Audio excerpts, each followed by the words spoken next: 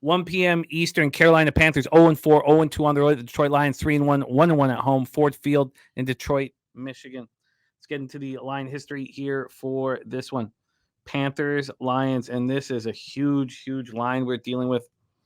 Other books open this at different numbers. Pinnacle opened it at 10. They opened it at 10, and of course, the money started coming on Carolina. Carolina got to minus 130. How long did it take them to get to minus 130? It took them about 17 hours to get to minus 130, and it gets there minus 133 even, and then it starts buying back. And it's all the way down to minus 114 this afternoon, now minus 116. So the plus 10 for the Panthers is being hung by Pinnacle, and you don't see it at 10 anywhere else. And we know how crucial that number is. Take a look at the total next.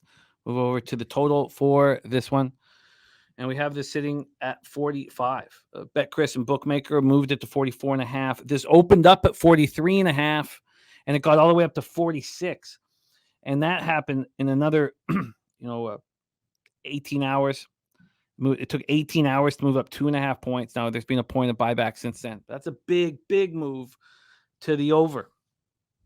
Let's get into the cash flow for this Lions spot here. Sorry, move over here.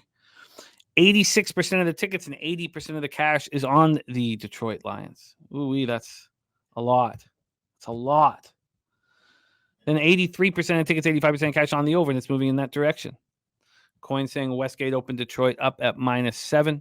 Harold Williams got the 8.5 on the line, so he already took it. Says this will be a revenge spot. There's our guy Perky Sanderson in the house. And Sammy Comer saying if Dalton was playing, he'd move on Carolina. The Panthers come in off a 21-13 loss at home to the Vikings. There was no point in dropping the stat when we were talking about the Bears, and maybe there's no point talking about the stat when we're talking about the Panthers, but of the 164 teams that have started 0-4 in the Super Bowl era, only one made the playoffs. 1992 Chargers. The offense struggled, putting up just 232 yards, total yards. Bryce Young was 25-32 for 204 yards. He did lose a fumble, but there was some good things happening for him. Adam Thielen led receivers with 7 catches for 76 yards. Terrace Marshall led receivers, also had led receivers with 9 catches, but just for 56 yards. Miles Sanders struggled once again. 19 yards on 13 carries, and Chuba came in, and Hubbard became the guy. 14 carries for 41 yards on the ground. I think we'll see more of that as we move forward. The defense was very strong, and they tried to keep the Panthers in it. And, this injury-riddled secondary was very good. It was very good. Sam Franklin returned an interception, 99 yards to the house. He had Camus Grugier-Hill also had an interception. But cornerback Dante Jackson left the game in the first half with a shoulder injury. I couldn't get an update. They've already come. They don't have J.C. Horn and Xavier Woods already. So there's 2 defensive backs out. And they were strong. They were really good. There was a lot of reasons why I wanted the over last week. And I was very wrong. And this secondary that's already, this defense that lost their captain early in the year, and Shaq Thompson, is playing really well. They held the Vikings to just 14 first downs and just 265 total yards. That really took me by surprise. They held the Vikings to just 1 of 8 on third down and just 2 red zone trips. Look, I'm not a huge Vikings fan, but I did not expect that this defense, missing all these key components, would step up the way they did. The Lions come in off extra rest following their impressive 34-20 win in Green Bay last Thursday. They were up 27-3 at the half, outgained Green Bay heavy. They had 10 more first downs than the Packers. In that first half, they outgained Green Bay 284-21. Overall, 401-230. Goff was 19-28 for 210 yards, 1 touchdown, 1 interception. But it was David Montgomery. He was the star of the show. 32 carries, 121 yards, 3 touchdowns, caught 2 passes for 20 yards. He's stepping up. First Detroit player to top 100 yards with 3 rushing TDs since 2000. James Stewart in 2000. And thanks to Montgomery, they held onto the ball for 37 minutes and 58 seconds of the game. Reynolds, 3 catches for 69 yards. Monroe St. Brown, 5 for 56. Sammy Laporta continuing this great start to his career, 4 catches for 56. The defense was very strong.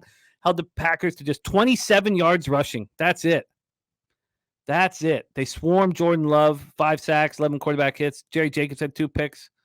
Now there's 4 Lions that missed the game. Their fullback, who's not as important as their offensive tackle Halapoulivaati Vaitai, or their cornerback Emmanuel Mosley, or their safety Kirby Joseph. They were all ruled out.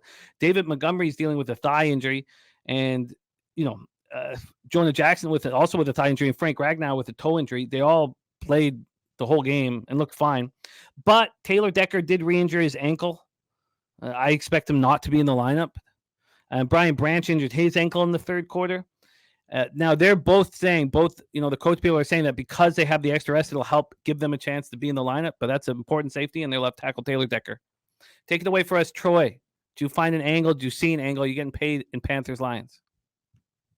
Yeah, so this is the other leg of my teaser, and I got the Lions, and this is kind of going against your rule, Jimmy, that you don't back a team that looks so good and the team that the Panthers definitely looked better than they have in the past. But we already know where these two quarterbacks are in the stages of their career, completely different.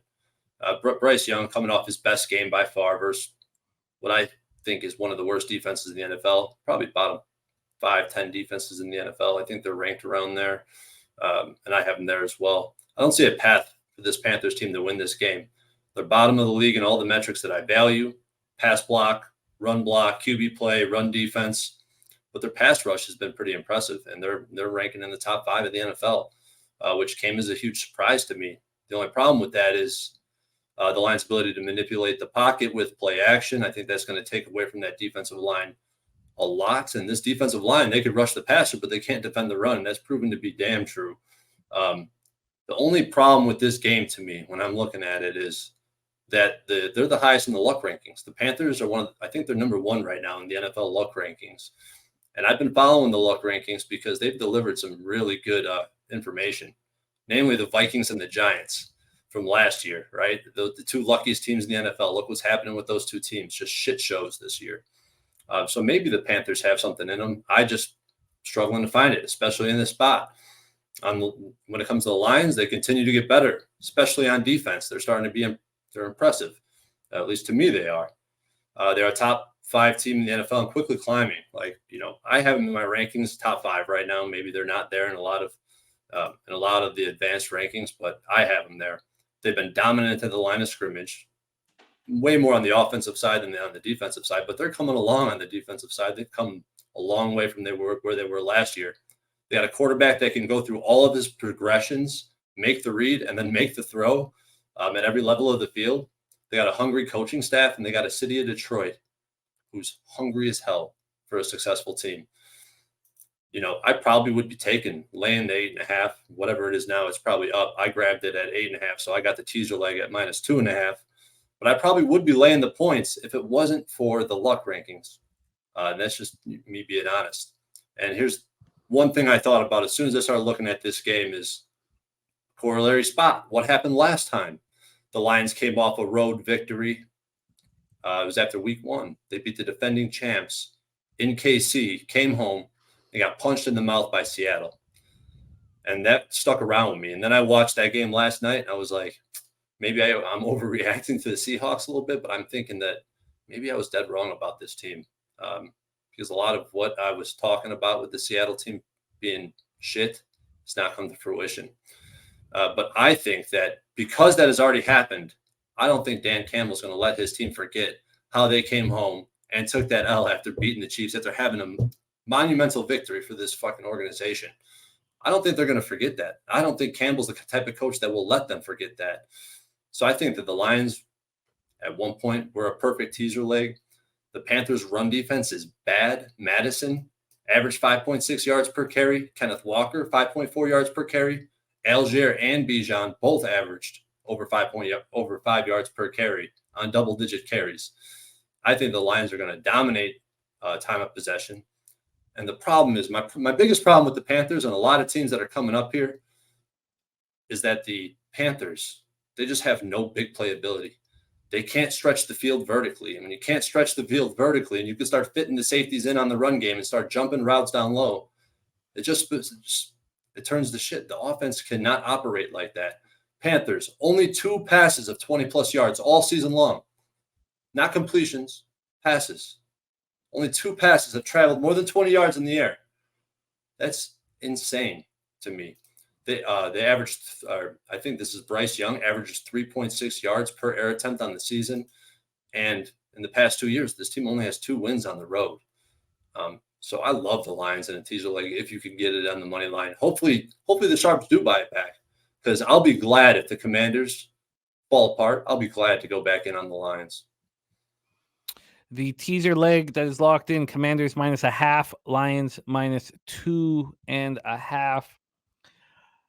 I don't want the Lions, and I don't want them in this situation. But I can understand everybody loving them. I get it. I agree with your take on the inability for the Panthers to create offense when they need it. Were you surprised that their secondary stood up against the Vikings' aerial attack? Is that is it more of a comment on the Vikings' aerial game not being as strong as maybe we thought it was? No, I thought very impressive. I think they were spot on with that, with the points you were making on their secondary. I thought they did an incredible job. They definitely approached the bracketing of Justin Jefferson differently. And I think it was because they mixed up the man and zone coverage so well that they had so much success. The only issue is the Vikings, I mean, they ran the ball effectively last game, but they fell behind too early. So they couldn't lean on them in the running game like that. Like I hope to see with the Lions this week. I hope that the Lions get out ahead, lean on the run game, dominate time of possession, and get out of here with maybe a backdoor cover for the Panthers. Honestly, but I just think that there's a really good chance. I don't want to give guarantees, but I cannot see the Panthers winning this game. We have the teaser leg from Troy. No action from me on this one. Let's move on.